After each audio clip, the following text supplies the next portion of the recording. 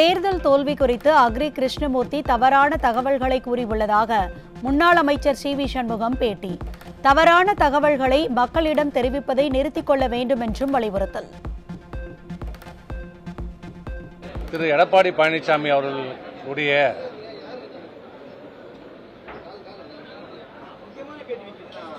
கோரிக்கை, அவருடைய உத்தரவின்படி அனைத்து இந்திய அண்ணா திராவிட முன்னேற்ற கழகத்துடைய சட்டமன்ற கொறடா என்று சொல்லிக் கொண்டிருக்கிற ஒரு அல்லக்கை திரு அக்ரி கிருஷ்ணமூர்த்தி அவர்கள் சமீப காலமாக பொய்யான தகவல்களை திட்டமிட்டு இன்றைக்கு பரப்பிக் கொண்டு வருகிறார். கடந்த சட்டமன்ற தேர்தலில் தேர்தல் முடிவிற்கு பிறகு 4ஆம் தேதி தேர்தல் முடிவிற்கு பிறகு ஏற்பட்ட பல்வேறு அரசியல் நிகழ்வுகள் உங்கள் அனைவருக்கும் தெரியும். அனைத்து மக்களுக்கும் நன்கு அறிவார்கள், ஊடகங்களும் நன்கு அறியும். என்ன நடந்தது என்பது உங்கள் அனைவருக்கும் தெரியும். ஆனால் ஏதோ புதிதாக இவர் கண்டுபிடித்தது போல இன்றைக்கு ஒரு பேட்டி அளித்திருக்கிறார். அஇஅதிமுக அனைத்து தேர்தல்களிலும் தோல்வியடைய இபிஎஸ் தான் காரணம் என கழகத்தில் உள்ள அனைவருக்கும் தெரியும் என முன்னாள் அமைச்சர் சி வி சண்முகம் புகார். வெற்றி பெற்ற 47 தொகுதிகளை தவிர மீதமுள்ள தொகுதிகளில் இபிஎஸ்க்கு செல்வாக்கு இல்லையா எனவும் அக்ரி கிருஷ்ணமூர்த்திக்கு கேள்வி. அனைத்து இந்திய அண்ணா திராவிட முன்னேற்ற கழகம் இந்த நடந்து முடிந்த சட்டமன்ற தேர்தலில் 53 இடங்களிலே வெற்றி பெற்றது. மாண்புமிகு அம்மா அவர்கள் மறைவிற்கு பிறகு இந்த ஆட்சியை ஒப்படைத்து போனார். சட்டமன்ற உறுப்பினரால் தேர்வு செய்யப்பட்டார், முதலமைச்சராக தேர்வு செய்யப்பட்டார், மக்களால் இல்ல. 21 ஆட்சியை இழந்து எதிர்க்கட்சி தலைவராக இருந்தார். இன்றைக்கு 26 எதிர்க்கட்சி அந்தஸ்தையும் இழந்து இன்றைக்கு 47 இடங்களிலே வெற்றி பெற்றிருக்கிறது. இன்று வரை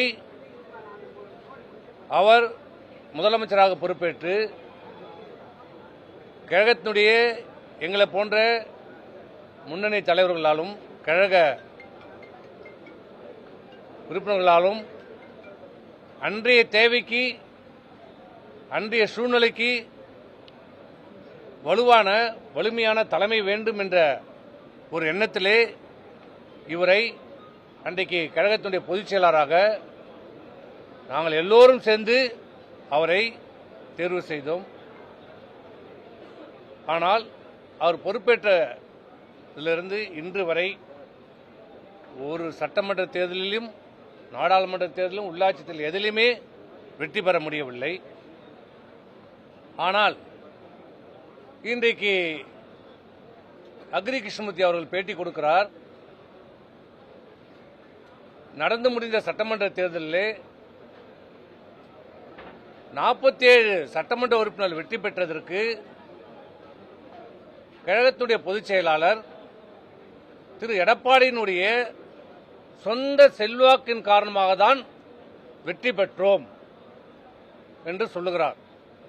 வாதத்துக்கு ஒன்றால் வைத்துக் கொள்ளலாம். அப்ப 47 தொகுதியில் வெற்றி பெற்றார் என்றார். மீதி இருக்கிற 181 தொகுதியிலே எடப்பாடி பழனிசாமிக்கு செல்லா காசாகி விட்டாரா? செல்வாக்கு இல்லையா?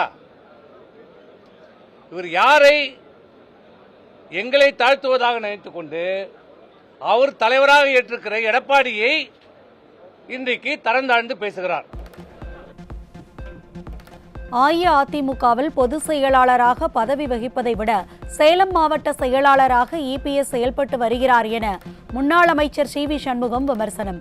2024 மக்களவைத் தேர்தலில் சேலம் தொகுதியில் படு தோல்வி அடைந்தது ஏன் என்றும் இபிஎஸ் உள்ள சொந்த பூத்தில் கூட குறைந்த வாக்குகள் பெற்றதாக அக்ரி கிருஷ்ணமூர்த்திக்கு பதிலடி. 47 தொகுதியிலே அவருக்கு செல்வாக்கு என்றால் ஏன் சேலம் தொகுதியிலே அவர் பொதுச் செயலாளராக செயல்பட்டதை விட என்பது சொல்வதை விட சேலம் மாவட்ட செயலாளராக தான் இதுவரைக்கும் செயல்பட்டுக் கொண்டிருக்கிறார். அந்த சேலம் மாவட்டத்தில் அவர் பொறுப்பேற்றிருக்கிற 7 தொகுதியிலே ஏன் அவருக்கு செல்வாக்கு இல்லையா? 2024 நாடாளுமன்ற தொகுதியிலே சேலத்திலே ஏன் தோல்வி அடைந்தார்? அவருடைய சொந்த பூத்திலேயே இரட்டைலைக்கு கம்மியான வாக்கு பெறப்பட்டது. அப்ப அவருக்கு அவர் சொந்த ஊர்ல அவர் குடியிருக்கிற ஊர்லயே அவருக்கு செல்வாக்கு இல்லையா? இதை நாங்கள் கேட்க மாட்டோமா, சொல்ல மாட்டோமா? ஆனால் ஒன்னும் போதே தரந்தாழ்ந்து நாங்கள் சொல்வதற்கு தயாராக. வெற்றி பெற்றால் தானே காரணம் எனவும், தோல்வியடைந்தால் மாவட்ட செயலாளர் மீது பழி போடுவது இபிஎஸ்ஸின் வழக்கமான செயல் எனவும் முன்னாள் அமைச்சர் சி.வி. சண்முகம் விளக்கம். கிருஷ்ணகிரி மாவட்டத்தில் அஇஅதிமுக படுதோல்வி அடைய யார் காரணம் எனவும் அக்ரி கிருஷ்ணமூர்த்திக்கு கேள்வி. மற்ற தொகுதியிலே தோல்விக்கு விழுப்புரத்திலே நான், திண்டுக்கல்லிலே அண்ணன் நத்தம் விஸ்வநாதன், இன்னும் கேட்டால் நத்தம் விஸ்வநாதன் பொறுப்பேற்றிருக்கிற 2 தொகுதியிலுமே அவர் வெற்றி பெற்றிருக்கிறார். அதேமாதிரி தர்மபுரி தொகுதியிலே சொல்லுகிறார் அன்பழகன் காரணம் என்று. 5 தொகுதியிலே 4 தொகுதியிலே வெற்றி பெற்றிருக்கிறது. அதிமுக 3 வெற்றி பெற்றிருக்கிறது. கூட்டணியில் ஒருத்தர் வெற்றி பெற்றிருக்கிறார்கள். எனக்கு 6 தொகுதி, விழுப்புரம் மாவட்டத்தில் 6 தொகுதி, 6ல 3 வெற்றி பெற்றிருக்கிறோம். 1 அண்ணா, நான் 1, 2 பாட்டாளி மக்கள் கட்சி வெற்றி பெற்றிருக்கிறது. திண்டிவனம் தொகுதியில் 700 ஓட்டில் தோல்வி அடைந்திருக்கிறோம். அது வெற்றி இல்லையா? ஆனால் அவர் என்ன சொல்லுகிறார்? இந்த தோல்விக்கெல்லாம் காரணம் மாவட்டத்தில் இருக்கிற மாவட்ட செயலாளர்களும் அந்த பொறுப்பாளர்கள் தான் காரணம் என்கிறார். வெற்றி பெற்றால் 47 தொகுதிக்கு ஒரு தனிப்பட்ட செல்வாக்கு, தோல்வி அடைந்தால் அந்த மாவட்ட செயலாளர்கள் பொறுப்பு. அப்படி என்றால் நான் கேட்கிறேன், உங்களோடு இன்றைக்கு இருக்கிறார்களே, கிருஷ்ணகிரியினுடைய பொறுப்பை தன் கட்டுப்பாட்டில் வைத்திருக்கிற துணை பொதுச் செயலாளர் கே.பி. முனிசாமி எத்தனை தொகுதியில் வெற்றி பெற்றார்? அவரே வெற்றி பெற்றாரா? அப்ப கே.பி. முனிசாமி தான் காரணமா? சொல்லுங்க.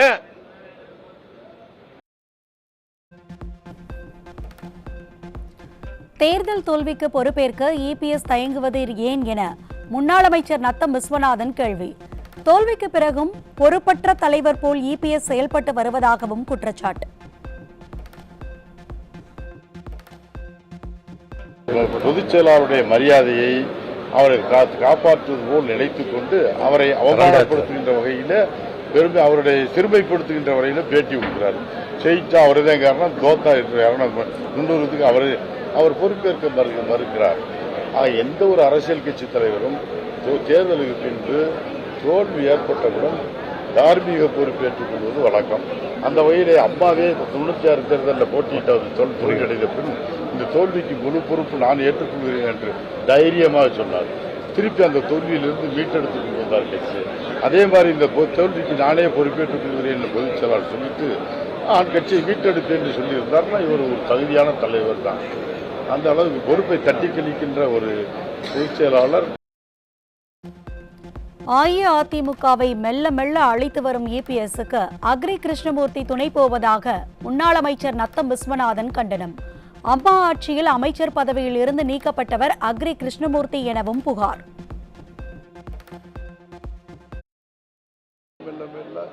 அதிமுகவை அழிச்சுக்கிட்டே வர்றாரு. ஆனா அது அவருக்கு இதை பற்றிட்டு பெருமை கொண்டாடுறாரு அக்ரி கிருஷ்ணமூர்த்தி. இப்படிப்பட்ட தலைவர்களால இன்னைக்கு 47 பேர் ஜெயித்தாங்களாம். அவர் ஜெயிச்ச இன்னைக்கு அதுலயும் 41 கூட தக்க வைக்க முடியல ஒரு நடவடிக்கைனால. இல்ல அக்ரி கிருஷ்ணமூர்த்தி அது ஒரு நடவடிக்கை. அக்ரி கிருஷ்ணமூர்த்தி பேசுகிறார்.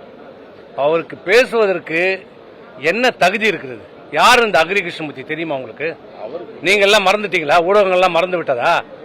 இதே அம்மாவுடைய அமைச்சரவையில் விவசாயத்துறை அமைச்சராக இருந்தார். இன்னைக்கு விவசாயத்துறை மாநிலத்தில் அவர் பேசுகிறார். இந்த விவசாயத்துறை அமைச்சராக இருக்கின்ற போது தன் கீழ் பணியாற்றிய ஒருவரை தற்கொலைக்கு தூண்டியதாக இவர் மீது வழக்கு பதிவு செய்யப்பட்டு அம்மா அவர்கள் இவரை அமைச்சரவையிலிருந்து நீக்கியது மட்டுமல்ல, அம்மா அவர்களே தன்னுடைய அமைச்சரை சிறையிலே அடைத்தார்கள். அடைக்கப்பட்டு சிறையில் இருந்ததுதான் இந்த அக்ரி கிருஷ்ணமூர்த்தி. அந்த வழக்கு விசாரணைக்கு வருது. இன்னும் வழக்கு நிலுவையில் தான் இருக்குது. இப்படிப்பட்ட ஒரு சிறை கைதி ஒரு குற்றவாளி எங்களுக்கு பாடம் எடுக்கிறார். உயர்த்தி பிடிக்கும் தமிழை பின்னுக்கு தள்ளுவதை தமிழ்நாடு பொறுத்திருக்காது என தமிழ்தாய் வாழ்த்து பாடல் குறித்து முதலமைச்சர் கொண்டு வந்த தனி தீர்மானத்தில் உறுதி. தாய் எப்படி புனிதமோ அதேபோல் தமிழ்தாய் வாழ்த்தும் புனிதம் என முதலமைச்சர் சட்டப்பேரவையில் உருக்கம். தமிழ் ஒரு மொழி மட்டுமில்ல, அது நம்ம உயிர், அது நம்ம உணர்வு.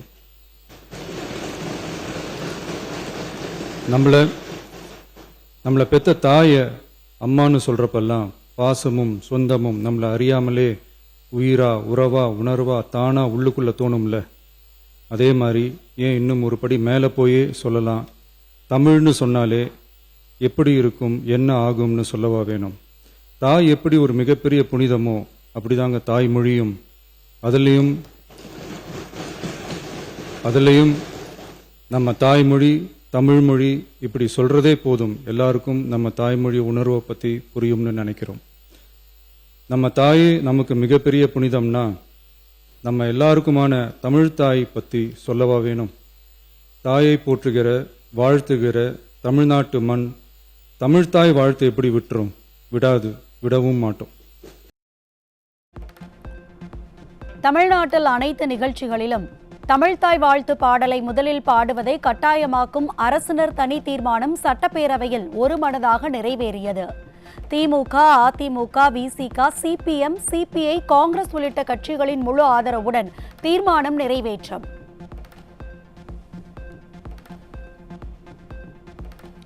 1991ஆம் ஆண்டு புரட்சி தலைவி அம்மா முதலமைச்சராக இருந்தபோது சட்டப்பேரவையில் தமிழ்தாய் வாழ்த்து முதலில் பாடப்பட வேண்டும் என உத்தரவு பிறப்பித்ததாக சபாநாயகர் பேச்சு. தமிழ்தாய் வாழ்த்தை தமிழகம் ஒருபோதும் விட்டுக் கொடுக்காது எனவும் உருக்கம்.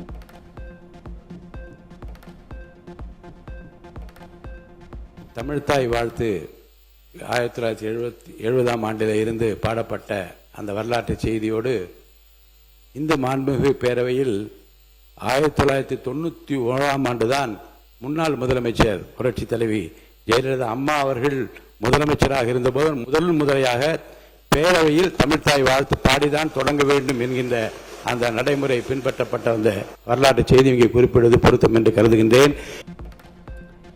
சன்னரக நெல் குவிண்டால் ஒன்றுக்கு ஊக்கத்தொகை 289 ரூபாயாக அதிகரித்த குறைந்தபட்ச ஆதரவு விலையுடன் 2750 ரூபாய் வழங்கப்படும் என முதலமைச்சர் சட்டப்பேரவையில் அறிவிப்பு.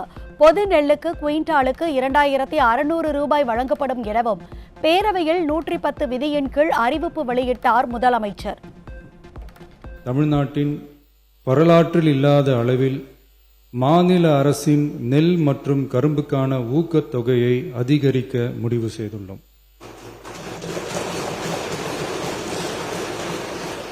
நெல் கொள்முதல் பருவம் வரும் செப்டம்பர் 1ஆம் தேதி தொடங்க இருப்பதால் குறைந்தபட்ச ஆதரவு விலையுடன் மாநில அரசின் ஊக்கத்தொகையாக சன்னரக நெல்லுக்கு குவிண்டால் ஒன்றுக்கு ரூபாய் 289 மற்றும் பொது ரக நெல் ஒன்றுக்கு ரூபாய் 159 என உயர்த்தி சன்னரக நெல் ரூபாய் 2750 பொது ரக நெல் ரூபாய் 2600 என வழங்கப்படும். கரும்பு டன் ஒன்றுக்கு மத்திய அரசு தரும் ஊக்கத்தொகையுடன் சேர்த்து தமிழ்நாடு அரசால் சிறப்பு ஊக்கத்தொகையாக டன் ஒன்றுக்கு 709 ரூபாய் வழங்கப்படும் என முதலமைச்சர் விஜய் அறிவிப்பு. தாவேக அரசின் முதல் ஆண்டிலேயே 360 ரூபாய் உயர்த்தப்பட்டதன் மூலம் கரும்பு டன் ஒன்றுக்கு 4000 ரூபாய் ஆதார் விலை வழங்கப்படும் என முதலமைச்சர் பெருமிதம். சர்க்கரை ஆலைகளில் பதிவு செய்து கரும்பு வழங்கும் விவசாயிகளுக்கு ஒன்றிய அரசு மெட்ரிக் டன் ஒன்றுக்கு ரூபாய் 3290.50 நிர்ணயம் செய்துள்ளது. அதற்கு மேல் தமிழ்நாடு அரசால் சிறப்பு ஊக்கத்தொகையாக டன் ஒன்றுக்கு 709.50 ரூபாய் வழங்கப்படும். இதன் மூலம் விவசாயிகளுக்கு டன் ஒன்றுக்கு 4000 ரூபாய் கரும்பு விலையாக கிடைக்கப்பெறும். சென்னையில் பெண்ணுக்கு வாட்ஸ்அப் மூலம் பாலியல் தொல்லை கொடுத்த நபர் சிறையில் அடைப்பு. ஆபாசமான மற்றும் தகாத வகையிலான குறுஞ்செய்திகளை அனுப்பியதாக பெண் அளித்த புகாரின் பேரில் 2 செல்போன்களை பறிமுதல் செய்து போலீசார் நடவடிக்கை. கடலூர் மாவட்டம் திட்டக்குடி அருகே அதர்நத்தம் கிராமத்தில் குடும்ப தகராறில் மனைவியை அரிவாளால் சரமாரியாக வெட்டிய கணவனால் பரபரப்பு. படுகாயமடைந்த மனைவி அரசு மருத்துவமனையில் சேர்க்கப்பட்டு சிகிச்சை பெற்று வரும் நிலையில் கணவரிடம் காவல்துறையினர் தீவிர விசாரணை.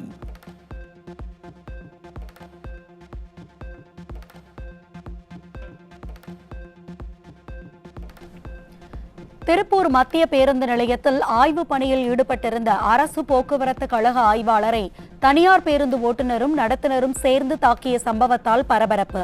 தனியார் பேருந்து நிர்ணயிக்கப்பட்ட நேரத்தை விட அதிக நேரம் பேருந்து நிலையத்தில் நிறுத்தப்பட்ட மற்ற பேருந்துகளுக்கு இடையூறாக இருந்தது தொடர்பாக விசாரணை நடத்தியதால் ஆத்திரம்.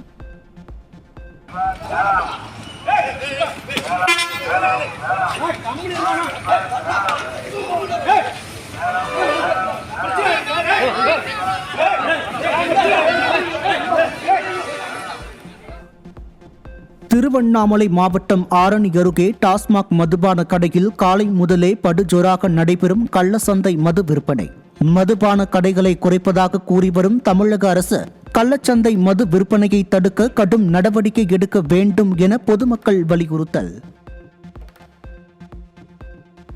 திண்டுக்கல் மாவட்டம் நத்தம் அருகே சுங்க கட்டணம் செலுத்த மறுத்து டோல்கேட்டில் கைகலப்பில் ஈடுபட்ட தாவேக்க நிர்வாகிகள். மது போதையில் ரகளையில் ஈடுபட்ட தாவேக்கவினர் தாக்கியதில் காயமடைந்த 2 மருத்துவமனையில் அனுமதிக்கப்பட்ட நிலையில் சம்பவம் குறித்து போலீஸ் விசாரணை. அரியலூர் மாவட்டம் கங்கை கொண்ட சோழபுரத்தில் பிரகதீஸ்வரர் ஆலயத்தில் மாமன்னர் ராஜேந்திர சோழனின் பிறந்த நாளான ஆடி திருவாதிரை விழா அரசு விழாவாக சிறப்பாக கொண்டாட்டம். தமிழ் மறை வேத மந்திரங்கள் முழங்க பிரகதீஸ்வரருக்கு மத்திய அமைச்சர் நிர்மலா சீதாராமன் அனுப்பி வைத்த கங்கை நீரால் நடைபெற்ற சிறப்பு அபிஷேகத்தில் பங்கேற்று வழிபட்ட பக்தர்கள்.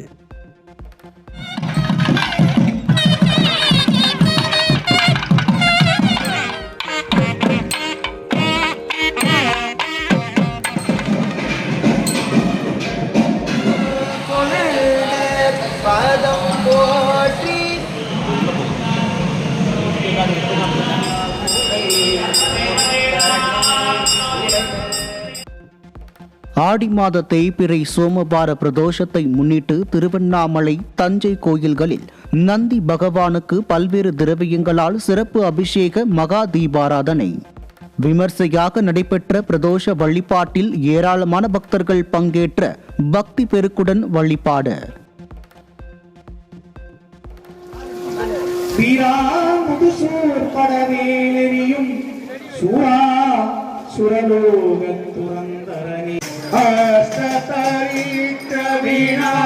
விநாசகலிங்கம் சத்ரணமாமி சதாசிவலிங்கம். இன்சூரன்ஸ் மோசடி வழக்குகளை விசாரிக்க அனைத்து மாவட்டங்களிலும் சிறப்பு புலன் விசாரணை குழுவை அமைக்க வேண்டும் என தமிழக அரசுக்கும் டிஜிபிக்கும் சென்னை உயர்நீதிமன்றம் உத்தரவு. இன்சூரன்ஸ் மோசடியை தடுக்க தவறிய அதிகாரிகளுக்கு எதிராக துறை ரீதியானவும் குற்றவியல் நடவடிக்கையும் எடுக்க வேண்டும் என அரசு துறைகளுக்கு நீதிபதி உத்தரவிட்டார். நகராட்சி நிர்வாகத்துறையில் அதிகாரிகள் நியமன முறைகேடு தொடர்பாக ஆதாரங்களுடன் அமலாக்கத்துறை கடிதம் எழுதியும் முந்தைய திமுக அரசு அன்றைய அமைச்சர் KN நேருவை பாதுகாத்தது என சென்னை உயர்நீதிமன்றத்தில் தமிழக அரசு தரப்பில் குற்றச்சாட்டு. மறு ஆய்வு மனு மீது தீர்ப்பளிக்கும் வரை நேருவுக்கு எதிரான வழக்கில் மேற்கொண்டு எந்த நடவடிக்கையும் எடுக்கக்கூடாது என பிறப்பித்த இடைக்கால உத்தரவை நீட்டித்தும் நீதிபதிகள் உத்தரவு. விசாரணை என்ற பெயரில் காவல்துறையினர் துன்புறுத்தக்கூடாது என உத்தரவிடக் கோரி தொடரப்பட்ட வழக்கில் விசாரணை கலைக்கும் நபர்களை துன்புறுத்தக்கூடாது என விதிகளை வகுத்து சென்னை உயர்நீதிமன்றம் உத்தரவு. காவல்துறையின் விசாரணையில் வழக்கமாக நீதிமன்றம் தலையிடுவதில்லை என்றும் அதே நேரம் துன்புறுத்தல்களை கண்டு கண்மூடி கொண்டு இருப்பதும் இல்லை எனவும் கருத்து. அரசு நிகழ்ச்சிகளில் தமிழ்த்தாய் வாழ்த்தை கடைசியில் பாட வேண்டும் என மத்திய அரசின் அறிவிப்பாணையில் வற்புறுத்தவில்லை என சென்னை உயர்நீதிமன்றத்தில் மத்திய அரசு தரப்பில் விளக்கம். தமிழகத்தில் அரசு நிகழ்ச்சிகளை தமிழ்த்தாய் வாழ்த்து பாடி துவங்குவதை உறுதி செய்ய அதிகாரிகளுக்கு உத்தரவிடக் கோரிய வழக்கில் மத்திய அரசின் விளக்கத்தை அடுத்து வழக்கு ஒத்திவைப்பு. தமிழகத்தில் இருந்து கனிமங்களை வெளி மாநிலங்களுக்கு கொண்டு செல்ல 3 மாதங்களுக்கு தடை விதித்ததை எதிர்த்து சென்னை உயர்நீதிமன்றத்தில் வழக்கு. தமிழக அரசு 2 வாரங்களில் பதில் அளிக்க உயர்நீதிமன்றம் உத்தரவு. மருத்துவத்துறை அமைச்சர் நிகழ்ச்சியில் தரமில்லாமல் வழங்கப்பட்ட சிற்றுண்டிகளை ஆய்வுக்கு உட்படுத்த அதிகாரிகளுக்கு அமைச்சர் அருண்ராஜ் உத்தரவு. மிக்சர் மற்றும் லட்டு ஆகியவை செயற்கை வண்ணம் கலக்கப்பட்டதும் கல் இருந்ததால் தரம் குறைந்த சிற்றுண்டி வழங்கப்பட்டதாக புகார். சென்னையில் ஆபரண தங்கத்தின் விலை சவரனுக்கு 120 ரூபாய் குறைந்து ஒரு சவரன் 1,11,600 ரூபாய்க்கு விற்பனை. தங்கம் கிராமுக்கு 15 ரூபாய் குறைந்து 1 கிராம் 13,950 ரூபாய்க்கு விற்பனை. அமெரிக்க முன்னாள் அதிபர் ஜோ பைடனுக்கு தீவிரமான புற்றுநோய் பாதிப்பு இருப்பதாக அவரது மகன் ஹண்டர் பைடன் தகவல். தனது தந்தையின் இந்த நிலையை காண்பது மிகுந்த மன வருத்தத்தை ஏற்படுத்துவதாகவும் ஹண்டர் பைடன் வேதனை. செங்கல்பட்டு, திருவண்ணாமலை, விழுப்புரம், கள்ளக்குறிச்சி, கடலூர், சிவகங்கை மற்றும் புதுக்கோட்டை மாவட்டங்களில் ஓரிரு இடங்களில் இடி மின்னல் மற்றும் பலத்த காற்றுடன் கூடிய மிதமான மழைக்கு வாய்ப்பு. சென்னையை பொறுத்தவரை மாலை மற்றும் இரவு நேரங்களில் இடி மின்னலுடன் மிதமான மழைக்கு வாய்ப்புள்ளதாகவும் சென்னை வானிலை ஆய்வு மையம் கணிப்பு.